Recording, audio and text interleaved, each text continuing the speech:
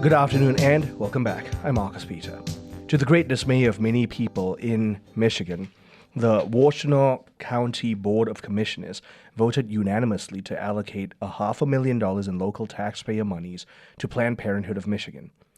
The commission indicated there may be more local resources committed to the organization in the future. Genevieve Marnon joins us to talk about this. Genevieve is the Legislative Director of Right to Life of Michigan. Genevieve, thank you for joining us. How are you? I'm fine, Marcus. Thank you for having me. I really appreciate it. Well, it's an important conversation, and I'm really glad to have you to talk about this. Let's begin by talking about this shocking, affront, and blatant misuse of public trust and taxpayer dollars.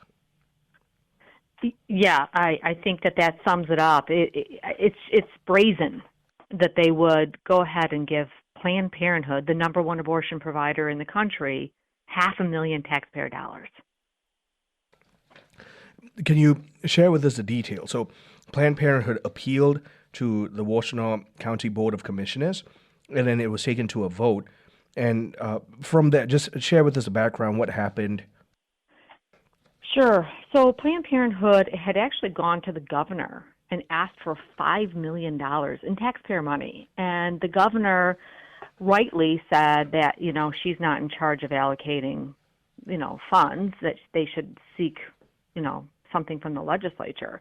Well, undeterred, they decided that they would go to one of the more abortion-friendly county commissions in the state, and they went to Washtenaw County Commission, and they pitched that they needed some money. They asked for $500,000, and then at the next meeting, the board unanimously voted to grant them their request. And this is what they call non-structured grant, which means they can spend it on healthcare or operations, and they have until the end of the year to spend it. That's a lot of money to spend in a very short period of time. And I will remind your listeners that this is an election year, and Planned Parenthood is very heavily invested in elections. Which means, if we're talking about financial transparency, Planned Parenthood has unstructured use of these funds to do whatever they will, including political lobbying. Yes, because Planned Parenthood is a nonprofit, but nonprofits can donate to their own political action campaign, which they have done in the past. And, of course, they've committed publicly to spending $47 million in this election cycle, including here in Michigan. So that's where it's just such an egregious misuse of the public dollars. Tell us about the makeup of the Washtenaw County Board of Commissioners. They're all Democrats, every one of them. Okay. Yeah, and they're not up for re-election this year because the law changed, so they're now every 4 years instead of every 2 years. So, in case if any of your listeners are in Washtenaw County. Quite a number of our listeners are in Washtenaw County, and so that's some useful information. Was there any form of oversight to this? Was there any form of accountability to the vote? None that was really, people could make public comment, but this was not a widely advertised resolution that they had on their docket. And, let me just back up and add just another finer point on why it's such an affront to spend this much money on Planned Parenthood. The last abortion report from the state showed a stunning 38% increase in abortion complications. And, of course, that law was repealed, so we won't have any way of knowing how many abortion complications are. And then just last year in Lenawee County, tragically, a woman died from an abortion.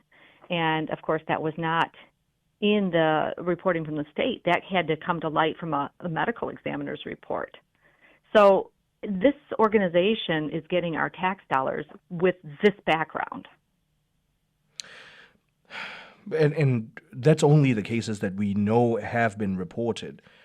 Do we have enough reason to believe that there are quite a number of cases where complications occurred that are not reported, especially in Michigan? Sure. Anecdotally, we know that is the case because we see the ambulances coming and going from abortion clinics, including one right there in Washtenaw County.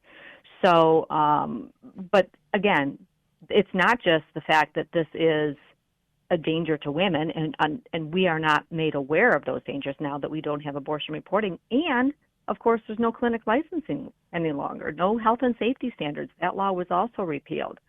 So to hand over money to an organization that has no state oversight, no transparency, and is heavily involved in elections just a couple of months before a midterm election it should be shocking to everyone.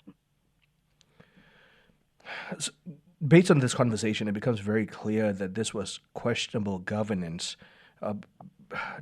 Were there protocols in place, or was this just standard par for the course kind of governance? Well, I guess anyone can propose a resolution to any county commission, and then, people can vote on it. I think that is why elections really matter and why people really need to pay attention to these local elections and to what goes on at the local level, because Planned Parenthood said they hope that this becomes the model for other county commissions across the state. So even if you think you're safe because you don't live in Washtenaw County, well, your county commissioners could be approached by Planned Parenthood as well. And that's a problem. And, you started off at the beginning saying they believe that, they've indicated there's more money coming. Mm-hmm. Just so everyone's aware, there is a resolution to put a millage increase on the November ballot, 25% of which will go to, quote, sexual and reproductive health care in the county, which, as we know, Planned Parenthood is the largest provider. So upwards of $1.3 million a year from a millage increase could possibly be going to Planned Parenthood for the next 3 years if this millage gets on the ballot and passes. Can we also just step into the federal picture as well? Share with us what the funding looks like for Planned Parenthood right now at the federal level.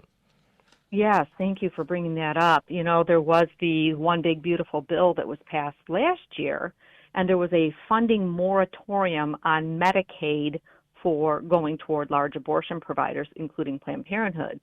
That moratorium on funding for them under Medicaid expired on July 4th, and it has not been renewed. So that funding stream of Medicaid dollars has now been restored to abortion providers, including Planned Parenthood.